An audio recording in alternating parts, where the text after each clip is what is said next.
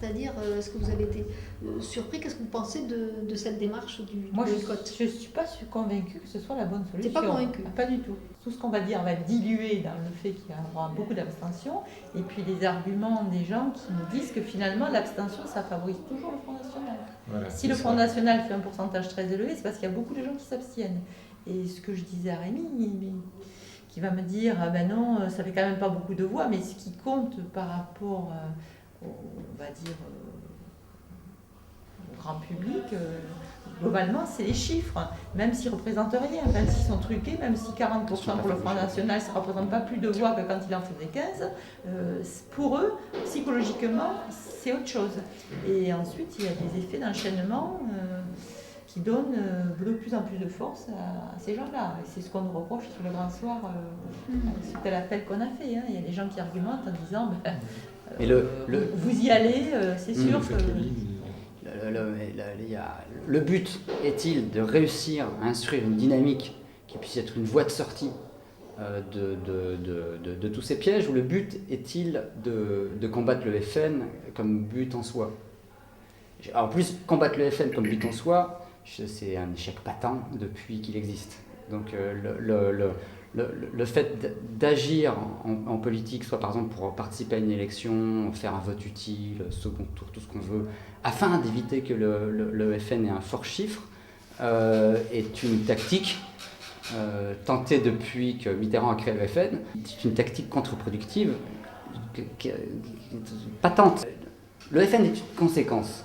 Je suis tout à fait d'accord. Donc, si un des buts annexes, on va dire, parce qu'on va pas créer nos stratégies politiques en fonction du FN, même si un des buts annexes est de faire baisser le FN, il est bien évident que c'est en s'attaquant aux causes et non pas aux conséquences. Le FN est une conséquence, donc c'est pas en s'attaquant au FN, c'est en s'attaquant aux causes qui ont permis la puissance du FN qu'on arrivera à le faire baisser par les vases communicants.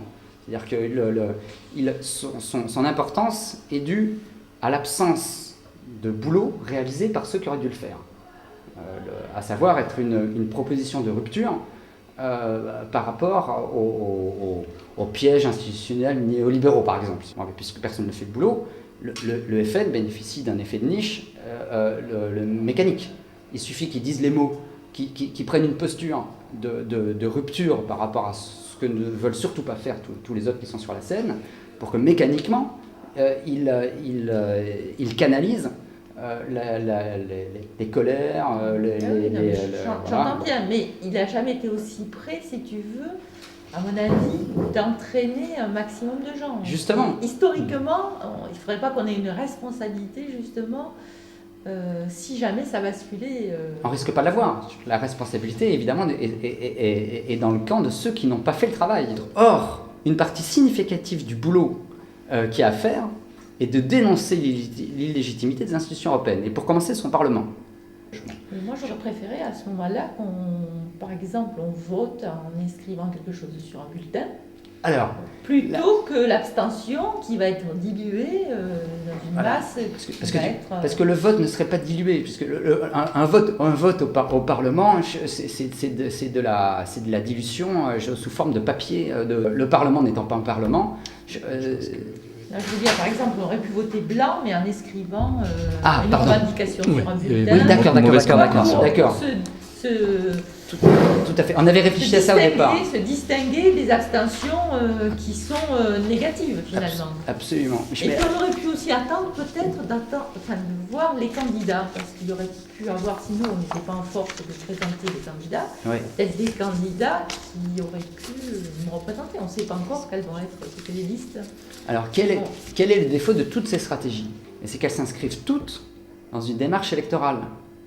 Or, toute démarche électorale a une signification qui dépasse le fait d'inscrire une préférence, quand bien même c'est un vote nul, quand bien même c'est un vote de protestataire, quand bien même c'est pour élire des députés qui voudraient sortir des institutions européennes, etc.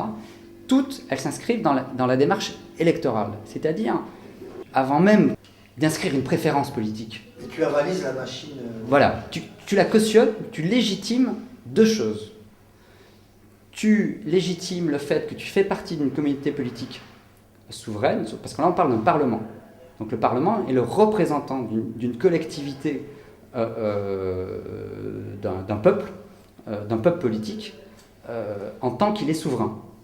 Et c'est en tant qu'il est souverain qu'il est représenté au Parlement. C'est la volonté de ce peuple, normalement c'est une nation, puisque la nation c'est le peuple d'un État en tant qu'il est souverain.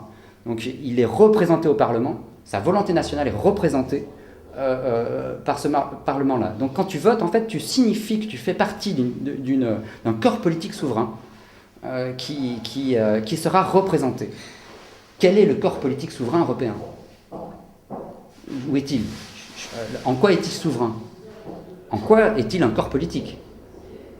Il n'y en a pas. Il n'y a pas de communauté politique souveraine européenne. Il n'y a pas non plus une agrégation de corps politiques souverains nationaux qui s'agrégeraient au Parlement européen, puisqu'il ne correspond pas à une entité souveraine. Et il n'est pas représenté. C'est d'ailleurs pas un Parlement qui n'a pas l'initiative des lois, etc. Patati patata. Donc les conditions de base pour que ça soit une démarche citoyenne sont absentes, une démarche démocratique sont absentes, une démarche tout simplement active sont absentes, c'est du décorum. Donc mettre un bulletin de vote et légitimer ce décor de théâtre. Donc sur la communauté politique, mais également ça légitime le Parlement lui-même. C'est-à-dire que ça veut dire que ce Parlement, je choisis les membres qui vont les constituer et donc je le légitime.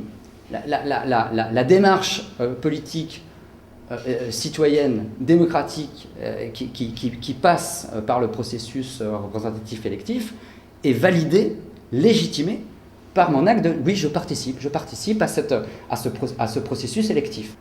C'est extrêmement pernicieux. Le Parlement ne produit rien de politique, ce n'est pas un pouvoir politique, c'est du décorum. Donc ça ne produit rien. Le vote blanc ne produit rien par définition. L'abstention d'ailleurs non plus ne produit rien. C'est pas une campagne pour l'abstention, c'est une campagne de boycott. Donc tout ça, c'est du vent politique. Mais ça a tout de même un effet politique qui est de légitimer. C'est pour ça d'ailleurs qu'il y a des élections européennes. À quoi elles servent des élections européennes puisqu'il n'y a pas de Parlement? C'est un faux Parlement. Elles ne servent qu'à ça. Elles servent à donner une apparence démocratique à un processus institutionnel antidémocratique. Tu pourrais presque dire la même chose quand même pour les élections au niveau national. Hein, non. Pourquoi? Parce qu'elles ne font pas le boulot. Par contre, elles représentent une communauté politique souveraine. Oui, mais le peuple est très mal représenté quand même, avec le système qui est actif. Certes, mais ça c'est une déficience du processus, non pas de l'instance. Oui, d'accord. En tant que tel. Il y a bien un corps politique souverain qui est censé l'être, et qui l'a été, et qui pourra facilement le redevenir. Donc cette communauté politique n'est pas fictionnelle, c'est pas un décorum qu'on a créé juste pour les besoins de la caméra. C'est une communauté politique réelle. Le Parlement dont on est en train de vider le sang au niveau institutionnel reste l'institution qu'il va falloir revitaliser. On ne peut pas en dire autant du Parlement européen, on ne peut pas le revitaliser ou le vitaliser, puisqu'il fait partie d'une architecture institutionnelle qui ne représente pas un État souverain et une communauté politique souveraine. C'est un schmilblick institutionnel.